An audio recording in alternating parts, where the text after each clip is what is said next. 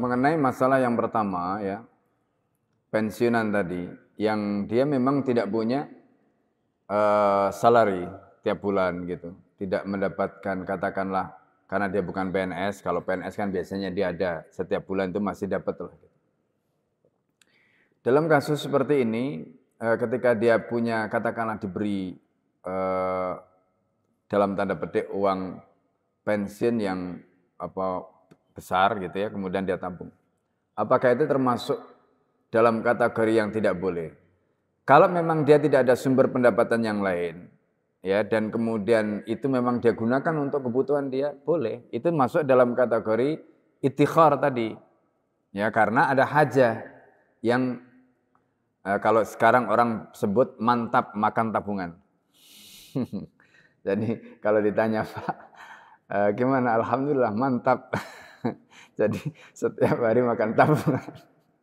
Karena nggak ada sumber lain, jadi yang dimakan tabungan, ya kan, dari tabungan itu. Nah itu boleh, ya, itu boleh.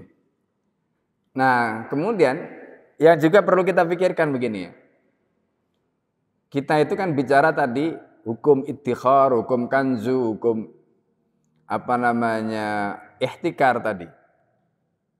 Itu hukum-hukum ideal yang terjadi dalam sistem Islam, kalau sistem Islam itu berjalan. Persoalannya kemudian, kita ini hidup tidak di dalam sistem Islam. Misalnya ini contoh, wah saya mau zuhud lah kayak Abu Dzar Al-Ghifari gitu. Betul-betul ini. Ya makanya tadi itu tergantung keyakinan kan. Masalahnya yakin tapi situasi dan kondisi hidup kita hari ini berbeda dengan zaman itu. Zaman itu orang itu nggak minta, begitu lihat temannya itu kok kelihatan pucat mukanya itu, ditanya, kamu belum makan. Sekarang ya sampai orang pingsan juga nggak mau nolong masalahnya. Ya, artinya kepekaan hari ini orang-orang itu dengan dulu itu berbeda. Yang kedua, jiwa seperti zaman dulu, ya di mana orang itu masya Allah ya, toleransinya atau kepekaannya tadi itu begitu luar biasa. Negara juga begitu, ya kan?